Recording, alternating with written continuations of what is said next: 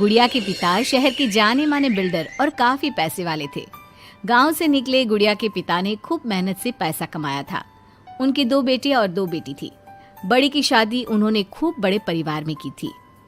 देखना गुड़िया की माँ, गुड़िया की शादी मैं ऐसे घर में करूंगा कि लोग कहेंगे वाह वाह, तिवारी जी ने तो अपनी बेटी के लिए महलों का राजकुमार ढूंढा।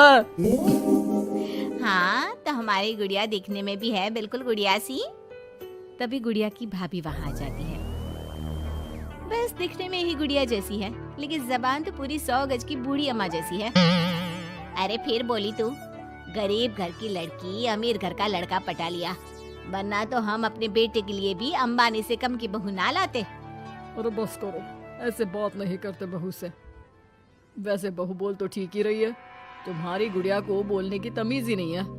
भाभी का दर्जा बड़ा होता है, लेकिन वो बात ऐसा करती है कि जैसे। बस पापा बस, पता नहीं भाभी ने आपको क्या गुट्टी पिला रखी है। गुट्टी कैसे, मैं जो देखता हूँ वही तो बोलता हूँ। कल तुम्हें देखने लड़के वाले आ रहे हैं, तो अच्छे से तैयार हो जाना।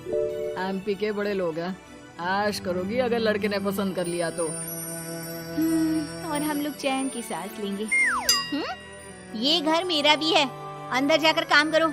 मुझे अपने मम्मी पापा से जरूरी बात करनी है जो मैं आपके सामने नहीं करना चाहती।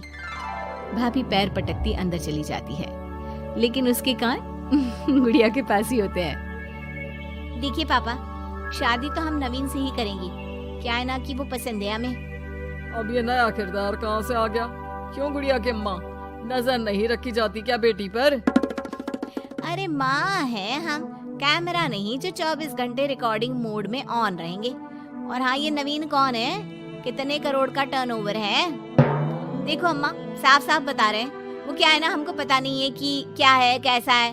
कल बुला देते हैं, खुद ही बात कर लेना। अगले दिन नवीन पीली पैंट और लाल शर्ट में चिपके बाल बनाकर गुड़िया के घर आता है।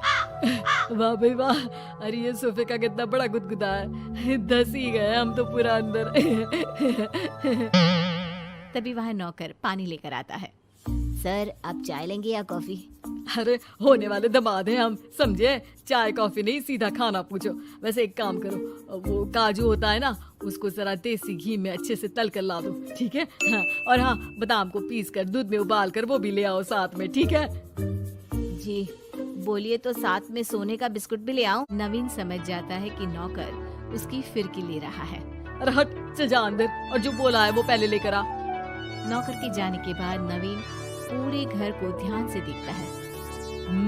सोने का बिस्किट भी हम लेंगे, लेकिन वो भी सोने की ईंट के साथ।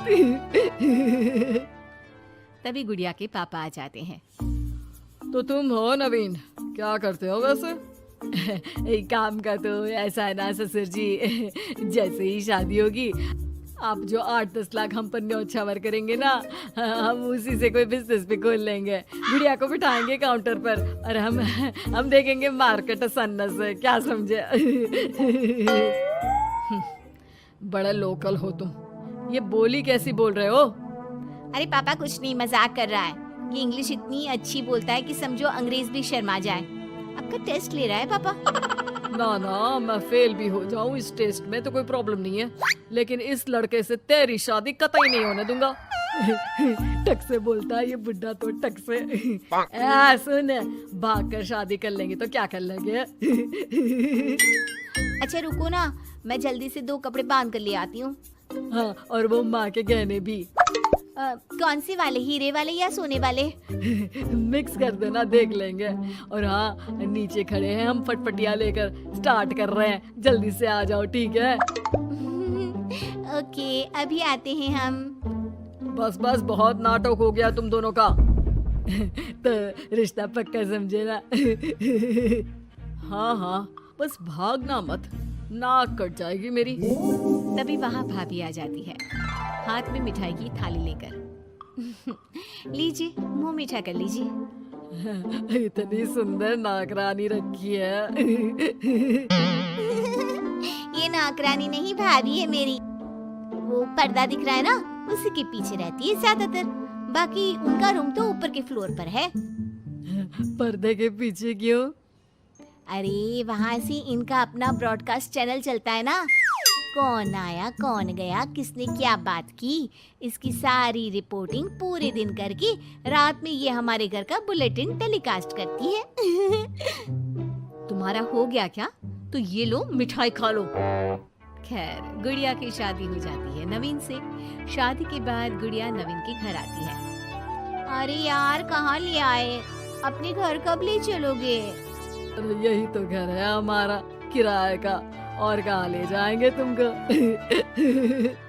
ना ना ना ना, इस छोटे से घर में मैं नहीं रह पाऊंगी, मुझे तो बड़े मकान की आदत है।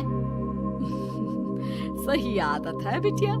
अरे हम तो बोल रहे हैं आदत के साथ कोई कॉम्प्रोमाइज नहीं करना चाहिए।